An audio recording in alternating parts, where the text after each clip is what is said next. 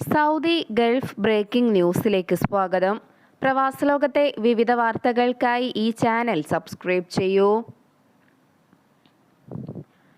സൗദിയിലെ ഹോട്ടലുകൾ, അപ്പാർട്ട്മെന്റുകൾ, റിസോർട്ടുകൾ എന്നിവയ്ക്കുള്ള വാണിജ്യ പ്രവർത്തന ലൈസൻസുകളുടെ മുനിസിപ്പാലിറ്റി ഫീസ് നിർത്തലാക്കി.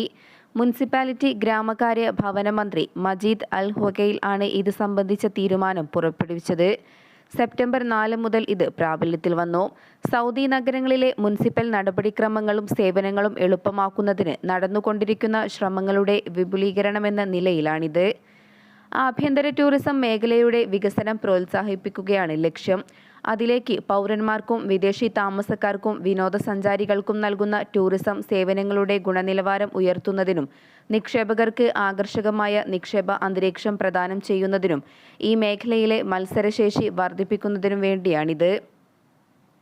രാജ്യത്തെ ഏറ്റവും പ്രമുഖ വിനോദസഞ്ചാര കേന്ദ്രമാക്കി മാറ്റുക എന്ന വിഷൻ 2030 ലക്ഷ്യങ്ങൾക്കനുസൃതമായാണ് ഈ തീരുമാനം. ടൂറിസം മേഖല വികസിപ്പിക്കുന്നതിനും നൽകുന്ന ടൂറിസം സേവനങ്ങളുടെ ഗുണനിലവാരം ഉയർത്തുന്നതിനും ടൂറിസം മേഖലയിൽ നിക്ഷേപം നടത്താൻ നിക്ഷേപകരെ പ്രോത്സാഹിപ്പിക്കുന്നതിനും നിക്ഷേപ അവസരങ്ങളിൽ നിന്നും പ്രയോജനം നേടുന്നതിനും തീരുമാനം സംഭാവന ചെയ്യുമെന്നുമാണ് വിലയിരുത്തുന്നത്. ദേശീയ ഐക്യത്തിനും സമാധാനത്തിനും സാമൂഹിക സുരക്ഷയ്ക്കും ഭീഷണിയാകുന്ന കുറ്റകൃത്യങ്ങളിൽ ഏർപ്പെട്ട 7 സൗദി പൗരന്മാരെ സൗദി സുരക്ഷാ വിഭാഗം അറസ്റ്റ് ചെയ്തു. സമൂഹത്തിൽ വെറുപ്പുളവാക്കുന്ന ഗോത്ര ഭ്രാന്തും വിദ്വേഷവും വെറുപ്പും വളർത്തുന്ന പോസ്റ്റുകളും ഇവർ പ്രസിദ്ധീകരിച്ചിരുന്നു. അതേസമയം ഇവരെ പബ്ലിക് പ്രോസിക്യൂഷന് കൈമാറി. പൊതുക്രമസമാധാനത്തിന് കോട്ടം വരുത്തുന്നവർക്കെതിരെ ആഭ്യന്തര മന്ത്രാലയം മുന്നറിയിപ്പ് നൽകി. പ്രകൃതിക്ക് നാശം വിതയ്ക്കുന്ന മെസ്കിറ്റ് മരങ്ങൾ നശിപ്പിക്കുന്നതിനുള്ള ക്യാമ്പയിന് ഇബ്രി വിലായത്തിൽ തുടക്കമായി. ദാഹിറ ഗവർണറേറ്റിലെ പരിസ്ഥിതി അതോറിറ്റിയാണ് ഈ ഇനം മരങ്ങളുടെ നിരവധി സ്ഥലങ്ങൾ ലക്ഷ്യമിട്ടുള്ള ക്യാമ്പയിൻ പ്രവർത്തനം നടത്തുന്നത്. ഗവർണറേറ്റിലെ agricultural wealth and water resources general ഡയറക്ടറേറ്റുമായി സഹകരിച്ചാണ് ഹാനികരമായ മരങ്ങൾ ഇല്ലാതാക്കാനുള്ള പ്രവർത്തനങ്ങൾ നടത്തുന്നത്. ഒമാനി പരിസ്ഥിതിക്ക് നാശമുണ്ടാക്കുകയും ഇലകളോ പഴങ്ങളോ ഭക്ഷിക്കുമ്പോൾ മൃഗങ്ങൾക്ക് ദോഷകരമായി ബാധിക്കുകയും ചെയ്യുന്നതിനാലാണ് മെസ്ക്വിറ്റ് മരങ്ങൾ നീക്കം ചെയ്യാനുള്ള ക്യാമ്പയിൻ നടത്തുന്നതെന്ന് ദാഹിറ ഗവർണറേറ്റിലെ പരിസ്ഥിതി വകുപ്പ് ഡയറക്ടർ അറിയിച്ചു. നിത്യഹരിതമുള്ള മരങ്ങളിലൊന്നായാണ് മെസ്ക്വിറ്റ് മരത്തെ കണക്കാക്കുന്നത്. ചുറ്റുമുള്ള പരിസ്ഥിതിയുടെ സാഹചര്യങ്ങളുമായി പൊരുത്തപ്പെടാനുള്ള കഴിവും വേഗത്തിലുള്ള വളർച്ചയും ഇതിൻ്റെ സവിശേഷതയാണ്. ഒമാൻ ഉൾപ്പെടെ മിഡിൽ ഈസ്റ്റിൽ ഇതിൻ്റെ 4 ഇനത്തിലുള്ള വൃക്ഷങ്ങൾ കാണപ്പെടുന്നുണ്ട്. ഇത് പ്രാദേശിക കാട്ടുമരങ്ങളെ നശിപ്പിക്കുകയും കൃഷിസ്ഥലങ്ങളിൽ വളരുകയും ചെയ്യും. പരിസ്ഥിതി അതോറിറ്റി, സർക്കാർ, സ്വകാര്യ ഏജൻസികൾ, സിവിൽ ടീമുകൾ, കമ്മ്യൂണിറ്റി അംഗങ്ങൾ എന്നിവ മെസ്കിറ്റ് മരങ്ങളുടെ വ്യാപനത്തെ ചെറുക്കാനും അവയെ ഇല്ലാതാക്കാനും പ്രവർത്തിക്കുന്നുണ്ട്. ബർക്ക വിലായത്തിലെ ഗോഡൌണിൽ നിന്നും മോഷണം നടത്തിയതുമായി ബന്ധപ്പെട്ട് 4 പേരെ റോയൽ ഒമാൻ പോലീസ് അറസ്റ്റ് ചെയ്തു. തെക്കൻ ബാത്തിന പോലീസ് കമാൻഡാണ് പ്രതികളെ പിടികൂടിയത്. ഇവർക്കെതിരെ നിയമ നടപടികൾ പൂർത്തീകരിച്ചു വരികയാണെന്ന് അധികൃതർ അറിയിച്ചു. ആരോഗ്യ സുരക്ഷ ഉറപ്പാക്കുന്നതിന്റെ ഭാഗമായി മസ്കറ്റ് മുനിസിപ്പാലിറ്റി നടത്തിയ പരിശോധനയിൽ ലംഘനങ്ങൾ കണ്ടെത്തിയതിനെ തുടർന്ന് 4 സ്ഥാപനങ്ങൾ അടച്ചുപൂട്ടി. ഭക്ഷ്യയോഗ്യമല്ലാത്ത 70 കിലോ ഭക്ഷണം നശിപ്പിക്കുകയും ചെയ്തു. പരിശോധനയിൽ 45 നിയമലംഘനങ്ങളാണ് കണ്ടെത്തിയത്. ഭക്ഷ്യമേഖലയിലെ ആരോഗ്യ നിലവാരം ഉയർത്തുന്നതിനുള്ള തുടർച്ചയായ ശ്രമങ്ങളുടെ ഭാഗമായി Muscat municipality directorate general of health സർവീസസിന്റെ സഹകരണത്തോടെയായിരുന്നു പരിശോധന. സീബ്, ബോഷർ, മത്ര എന്നീ സ്ഥലങ്ങളിലെ സ്ഥാപനങ്ങളിലാണ് പരിശോധനാ ക്യാമ്പയിനുകൾ സംഘടിപ്പിച്ചത്. 5 ദിവസങ്ങളിലായി 247 റെസ്റ്റോറന്റുകളിലും കഫേകളിലുമാണ് അധികൃതർ പരിശോധന നടത്തിയത്. കള്ളനോട്ട് ഇടപാടുമായി ബന്ധപ്പെട്ട് അറബ് പൗരൻ പിടിയിലായി. മസ്കറ്റ് ഗവർണറേറ്റ് പോലീസ് കമാൻഡാണ് പ്രതിയെ പിടികൂടിയത്.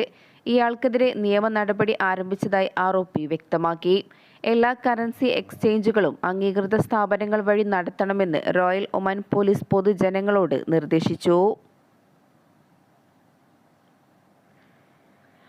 ആവശ്യമായ ലൈസൻസ് ഇല്ലാതെ പഠിപ്പിക്കുന്നതിനും വിദ്യാഭ്യാസ സൗകര്യങ്ങൾ സ്ഥാപിക്കുന്നതിനുമെതിരെ മുന്നറിയിപ്പുമായി വിദ്യാഭ്യാസ മന്ത്രാലയം രംഗത്ത്. സ്കൂൾ വിദ്യാഭ്യാസ നിയമം അനുസരിച്ച് സ്വകാര്യ സ്കൂളുകൾ, ക്ലാസ് മുറികൾ അല്ലെങ്കിൽ മറ്റേതെങ്കിലും വിദ്യാഭ്യാസ പ്രവർത്തനങ്ങൾ അനുമതിയില്ലാതെ പ്രവർത്തിപ്പിക്കുന്നത് ഗുരുതരമായ നിയമലംഘനമായി കണക്കാക്കും. അത് ക്രിമിനൽ നടപടികൾക്ക് വിധേയമാകാനും കാരണമായേക്കും. വിദ്യാഭ്യാസ നിലവാരം നിലനിർത്തുന്നതിനും വിദ്യാഭ്യാസത്തിന്റെ സുരക്ഷയും ഗുണനിലവാരവും ഉറപ്പാക്കുന്നതിനും ലൈസൻസിംഗ് ചട്ടങ്ങൾ പാലിക്കുന്നത് നിർണായകമാണെന്ന് മന്ത്രാലയം വ്യക്തമാക്കി. ലൈസൻസ് നേടാതെ ഏതെങ്കിലും വിദ്യാഭ്യാസ പ്രവർത്തനങ്ങൾ നടത്തുന്നത് ശ്രദ്ധയിൽപ്പെട്ടിട്ടുണ്ടെങ്കിൽ അറിയിക്കണമെന്നും പൊതുജനങ്ങളോട് അധികൃതർ ആവശ്യപ്പെട്ടു. രാജ്യത്ത് വെള്ളപ്പൊക്കത്തിൽപ്പെട്ട ഒരു കുടുംബത്തിലെ 4 പേരുടെ ജീവൻ രക്ഷിച്ച സ്വദേശി പൗരന് ആദരം. മദീന പ്രവിശ്യയുടെ തെക്ക് പടിഞ്ഞാറ് ഭാഗത്ത് മഴയെ തുടർന്നുണ്ടായ വെള്ളപ്പൊക്കത്തിൽ കുടുങ്ങിയവരെ രക്ഷിച്ചതിന് ഫഹദ് അൽ ഹർബി എന്ന സ്വദേശി പൗരനെ മദീന മേഖല governor Amir Salman bin Sultan ആദരിച്ചു. കഴിഞ്ഞ ഓഗസ്റ്റ് 24-ന് പെയ്ത കനത്ത മഴയെ തുടർന്നാണ് മദീനയുടെ തെക്ക് പടിഞ്ഞാറുള്ള ഖാമിസ് അൽ ഹമാമിൽ വെള്ളപ്പൊക്കമുണ്ടായത്. കനത്ത വെള്ളമൊഴുക്കിൽപ്പെട്ട വാഹനത്തിൽ കുടുങ്ങിയ 4 പേരെയാണ് തന്റെ മണ്ണുമാന്തി യന്ത്രവുമായെത്തി രക്ഷിച്ചത്.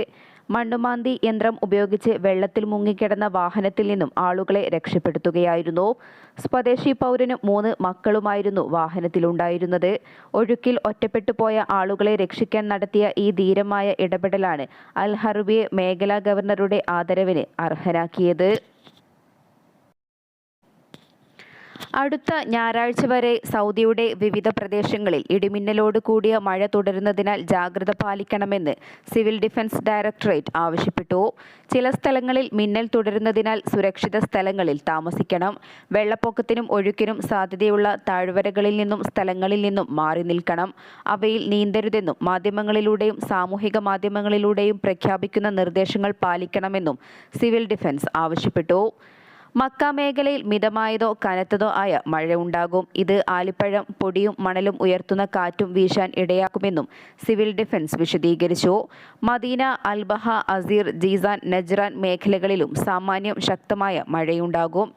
ആയിൽ, അൽ ജൗഫ്, വടക്കൻ അതിർത്തി, അൽ ഖസീം, അൽ അഹ്സ എന്നീ പ്രദേശങ്ങളിൽ മഴ നേരിയതോ ഇടത്തരമോ ആയിരിക്കുമെന്നും സിവിൽ ഡിഫൻസ് ഡയറക്ടറേറ്റ് സൂചിപ്പിച്ചു. ഒമാനിലെ ശമ്പള കൈമാറ്റം നിയന്ത്രിക്കാൻ ലക്ഷ്യമിട്ട് 2023 ജൂലൈ 9-ന് അവതരിപ്പിച്ച WPS സംവിധാനം സ്വകാര്യ മേഖലാ സ്ഥാപനങ്ങൾ നടപ്പിലാക്കുന്നത് പിന്തുടരുകയാണെന്ന് മന്ത്രാലയം പുറത്തിറക്കിയ പ്രസ്താവനയിൽ അറിയിച്ചു. WPS-ൽ രജിസ്റ്റർ ചെയ്തിട്ടില്ലാത്ത വലിയ, ഇടത്തരം, ചെറുകിട സ്ഥാപനങ്ങളുടെ എണ്ണവും രജിസ്റ്റർ ചെയ്തിട്ടുള്ളതും എന്നാൽ ശമ്പളം WPS വഴി കൈമാറ്റം ചെയ്യുന്നില്ലെന്ന് തെളിയിക്കുന്നതുമായ സ്ഥാപനങ്ങളുടെ എണ്ണവും മന്ത്രാലയം പുറത്തുവിട്ടു. പ്രസ്താവന പ്രകാരം 1,86,817 സ്ഥാപനങ്ങൾ മന്ത്രാലയത്തിന്റെ WPS-ന് കീഴിൽ രജിസ്റ്റർ ചെയ്തിട്ടില്ല. ഇതിൽ 3 വലിയ സ്ഥാപനങ്ങളും 475 ഇടത്തരം, 14,164 ചെറുകിട, 1,72,174 സൂക്ഷ്മ സ്ഥാപനങ്ങളും ഉൾപ്പെടുന്നു. മൊത്തം 57,735 സ്ഥാപനങ്ങൾ WPS-ൽ രജിസ്റ്റർ ചെയ്തിട്ടുണ്ടെങ്കിലും ഈ സംവിധാനം വഴി ശമ്പളം കൈമാറിയിട്ടില്ല. ഇതിൽ 66 വലിയ സ്ഥാപനങ്ങളും 536 ഇടത്തരം സ്ഥാപനങ്ങളും 10,659 ചെറുകിട സ്ഥാപനങ്ങളും 46,137 സൂക്ഷ്മ സ്ഥാപനങ്ങളും ഉൾപ്പെടുന്നു.